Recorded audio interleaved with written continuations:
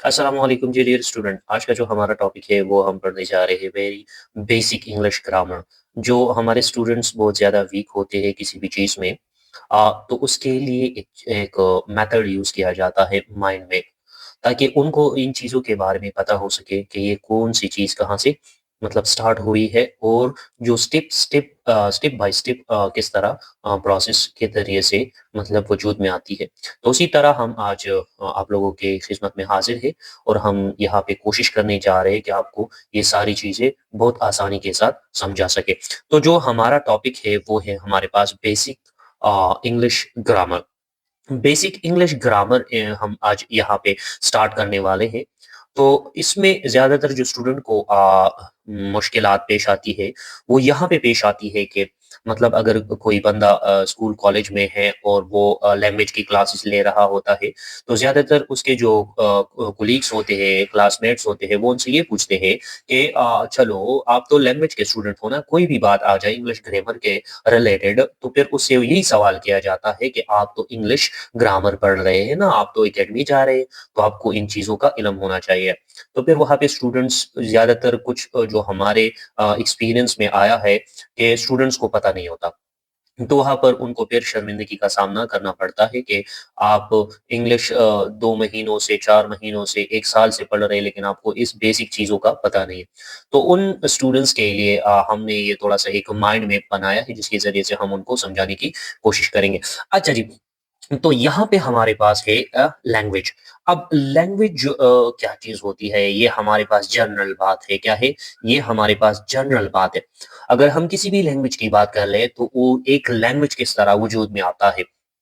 Language ये उर्दू हो, फ़ारसी हो, अरबी हो, कोई और पुश्तो लैंग्वेज है, तो मतलब उसमें क्या होगा, उसकी यहाँ पे हमारे पास फिर क्या होगी, अगर हम उर्दू की बात करें तो उर्दू होगी, अगर हम इंग्लिश की बात करें जिस तरह हम इंग्लिश ही में इंग्लिश ही की बात करेंगे यहाँ पे, अगर हम अरेबिक की बात करेंगे, अगर अरेबिक आप पढ़ रहे हैं तो इसी तरह का जो माइंड मैप है उसी तरह होगा।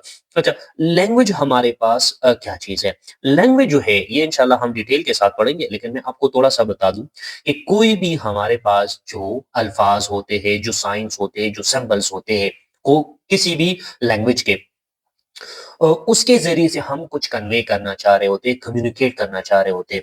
फॉर एग्ज़ाम्पल मैं कुछ बात करना चाह रहा हूँ किसी से, तो कुछ अल्फ़ाज़ यूज़ करूँगा, या फिर उसको कुछ ऐसे साइन्स, सिंबल्स दिखाऊँगा कि उनको उनको ये समझ में आ जाए कि ये क्या कहना चाह रहे हैं। जिस तरह हमारे पुराने ज़माने में क्या हुआ करता था कि हमारे पास ये जो लैंग्वेज था ये नहीं था। आप लोगों ने बुक्स में पढ़ा होगा।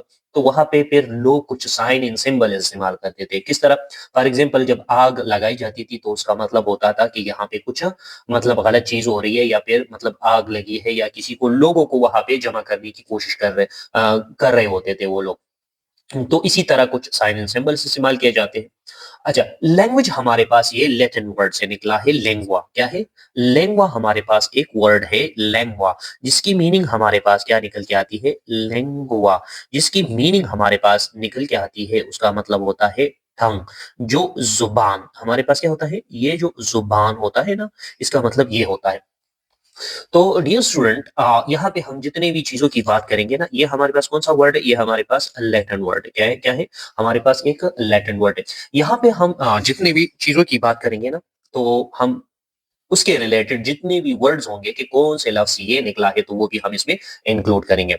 अच्छा, तो लैंग्वेज हमारे पास लैटिन वर्ड से निकला है, जिसका मतलब लैटिन वर्ड से निकला है, जो क्या है? वो लिंग्वा है। लिंग्वा का मतलब क्या होता है? टंग, ज़ुबान। सही है? अच्छा, अच्छा, तो हम यहाँ पे इंग्लिश की बात कर रहे हैं, तो हम इंग्लिश के बारे में सारी चीज़ें पढ़ेंगे। अच्छा, इंग्लिश हमारे पास यहाँ पे अगर हम इंग्लिश की बात कर लें, यहाँ पे अगर हम इंग्लिश की बात कर लें, इसको मिटाते हैं। अच्छा, यहाँ पे अगर हम इंग्लिश की बात कर लें, तो हमारे पास एक बेसिक चीज़ यहाँ पे निकल के आती है कि जो इंग्लिश का वर्ड है, इसका क्या मतलब है? ये भी हमारे पास 2 वर्ड से निकला है, एक होता है इन, सही है? दूसरा जो वर्ड है, वो है लिश, सही है? मैं आपको बताता चलूँ कि यहाँ पे हम लिटरेचर की बात नहीं कर रहे, लेकिन थोड़ी-सी जो चीज़ें होती है वो जितना आप लोगों के लिए ज़रूरी है, वो हम यहाँ पे थोड़ा-सा डिस्कस करेंगे। अच्छा, तो क्या है कि हमारे पास अ, उम इंग्लिश लैंग्वेज, इसकी अगर हम बात करें तो इसकी बहुत सारे वर्ड्स हैं, मतलब मीनिंग है। जिस तरह हमारे पास इंग्लिश के बहुत टाइम टू टाइम बहुत ज़्यादा इस ज़ुबान के नाम पे, लेकिन आखिर में जो नाम है वो है इंग्लिश, तो हम इसी की तो बात करेंगे। इंग्लिश हमारे पास क्या है, ये 2 वर्ड से निकला है, एक है इंग, इंग का मतलब होता है पीपल, क्या होता है? इंग का मतलब होता है पीपल, नहीं सॉरी, इंग इंग का मतलब होता है इंग्लैंड, इंग का मतलब होता है इंग्लैंड। ओके। अच्छा, दूसरा जो वर्ड है विलिश, जिसकी मीनिंग होती है हमारे पास पीपल। सॉरी। अच्छा, इंग है और इंग से इंग का मतलब होता है इंग्लैंड, और दूसरा जो वर्ड है लिश, इसका मतलब होता है पीपल। तो इस जो इंग्लिश की मीनिंग आती है वो हमारे पास ये आती है लैंग्वेज ऑफ इंग्लैंड पीपल। क्या आता है? Language of England people, language of Indian people. तो यहाँ पर हमारे पास क्या क्या निकल के आती है? ये हमारे पास इस तरह निकल के आता है। अच्छा, फिर जो इंग्लिश है, इंग्लिश के बाद इंग्लिश कौन सी चीजों से बना होता है? इंग्लिश हमारे पास अल्फाबेट से बना होता है। क्या होता है कि अल्फाबेट्स हमारे पास अल्फाबेट होते हैं, अल्फाबेट्स नहीं होते। मैं आपको इसकी डिफरेंशिएशन भी आपको आप लोगों को बताऊंगा आगे जाके इंशाल्लाह।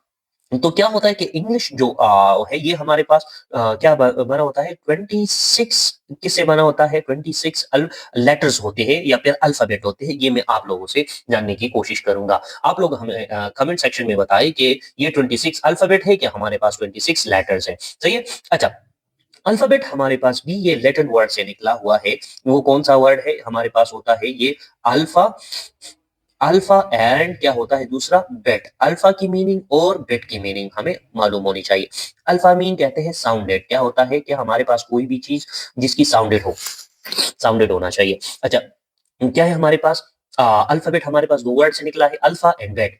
अल्फाबेट का मतलब है साउंडेड, एंड बेट का मतलब होता है लेटर। क्या होता है? लेटर। बेट का मतलब होता है हमारे पास लेटर।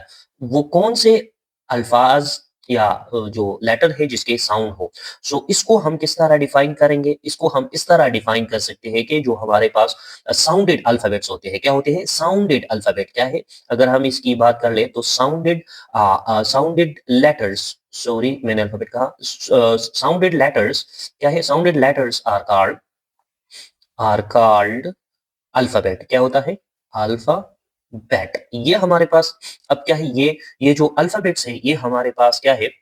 ये हमारे पास वो बेसिक हुरूफ़ी तहज्जी जिसे हमें कहते हैं, जिसको हम हुरूफ़ी तहज्जी कहते हैं, ये हमारे पास क्या है? हुरूफ़ी तहज्जी। अच्छा, फिर जाके ये हुरूफ़ी तहज्जी हमारे पास इसमें इसमें अंदर क्या होता है? इसमें हमारे पास फिर लेटर्स होते हैं। अल्फ़ाबेट में अंदर अगर हम होल की बात करेंगे ना, फॉर एग्ज़ाम्पल अगर हम ए टू ज़ी की बात करेंगे तो वो हमारे पास अल्फ़ाबेट होगा, और लेटर की बात करेंगे तो फिर मैं आपको अभी समझाता हूँ कि अल्फ़ाबेट और लेटर में क्या फ़र्क है। तो यहाँ पे क्या है, ये हमारे पास लैटिन वर्ड से ये भी निकला है, क्या है? लैटिन वर्ड से निकला है जिसका मतलब जो वर्ड है वो है लेट्रा। क्या है? लेट्रा। कौन सा वर्ड है? लेट्रा वर्ड है। लेट्रा। लेट्रा की जो मीनिंग है वो क्या है? Written symbol. क्या है? Written symbol. क्या है? Written, written symbol. Written symbol से मुराद क्या है कि अगर हम ए को लिखते हैं तो इसकी एक क्या है? इसकी एक हमारे पास एक साइन है कि नहीं है? क्या है? इसकी एक साइन है कि नहीं है? इसको हम किस तरह लिख सकते हैं? मतलब एक रिटन सिंबल है ना, अगर बी को लिख रहे होते तो बी भी एक रिटन सिंबल है, अगर सी को लिख रहे होते तो सी भी एक रिटन सिंबल है। बात समझ में आ रही है ना आप लोगों को? कोई भी मसला हो तो आप कमेंट सेक्शन में हमारे साथ राब्ता कर सकते हैं। अच्छा, अच्छा, तो यहाँ पे इसके बाद हमारे पास क्या है कि ये लेटर्स है, तो लेटर हमारे पास क्या होंगे? हमारे पास एक साइन इन सिंबल होंगे, जो रिप्रेजेंट करने वाले होते हैं वो साइन इन सिंबल होंगे। बात समझ में आ रही है ना? अच्छा, इसके बाद इसकी जो जितनी भी डिटेल है ना, वो मैं आपको इंशाल्लाह आगे जाके पढ़ाऊँगा। लेकिन यहाँ पे मैं थोड़ा-सा आप लोगों की माइंड मैपिंग करा रहा हूँ, ठीक है? अच्छा, फिर हमारे पास ये जो लेटर होंगे, ये हमारे पास मिल के क्या बना रहे होंगे? ये हमारे पास वर्ड बना रहा होगा। फॉर एग्ज़ाम्पल अगर हम 3 वर्ड ले लें, चलो हम एक लेते हैं बी और डबल ओ एन के को। तो ये हमारे पास ये एक अल्फ़ाबेट सॉरी ये एक लेटर है, ये दूसरा, ये तीसरा, ये चौथा। तो ये कितने 4 लेटर से बना है, क्या है? 4 लेटर से बना है। ये हमारे पास कितने लेटर से? 4 लेटर से एक वर्ड बना है। तो ये जाके हमारे पास क्या बनाता है? वर्ड।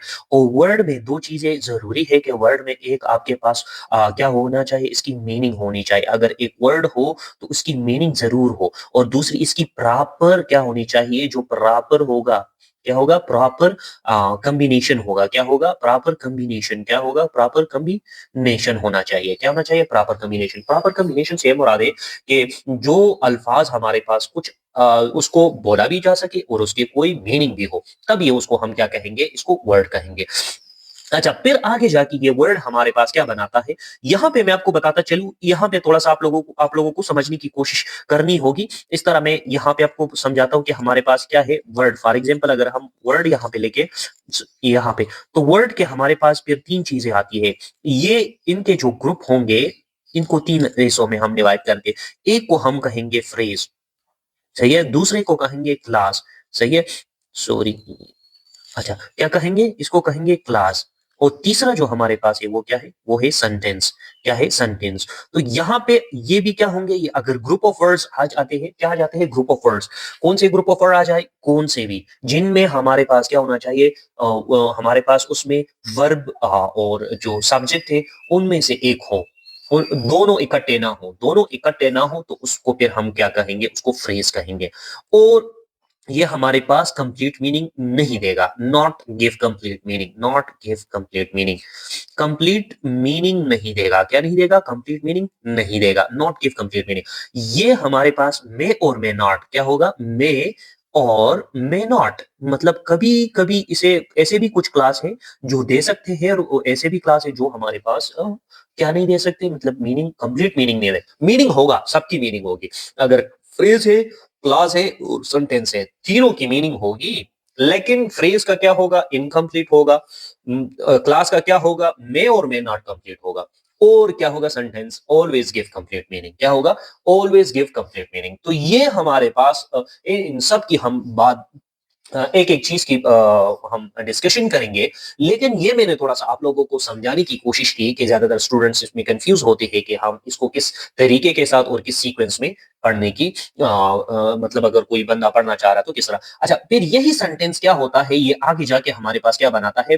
पैराग्राफ बनाता है। बहुत सारे सेंटेंसेस मिलके क्या बनाएँगे? पैराग्राफ बनाएँगे। क्या बनाएँगे? पैराग्राफ। और ये पैराग्राफ आगे जाके हमारे पास क्या बनाएगा? एसे बनाएगा या फिर हमारे पास क्या बनाएगा? स्टोरी बनाएगा। क्या बनाएगा? स्टोरी। तो ये क्या है? एक बेसिक से लेके एडवांस तक जो चीज़ें हैं, वो इसमें इंशाल्लाह हम कवर करने की कोशिश करेंगे और इसमें हमारे पास आप लोगों के लिए स्पेशल डिस्काउंट भी है अगर कोई ऑफ़लाइन और अगर कोई ऑनलाइन हमसे पढ़ना चाहते हैं, तो उनके लिए हम एक स्पेशल कोर्स डिज़ाइन कर रहे हैं। इंशाल्लाह उनको बहुत ज़्यादा फ़ायदा होगा। तो अब तक के लिए अल्लाह हाफ़िज़।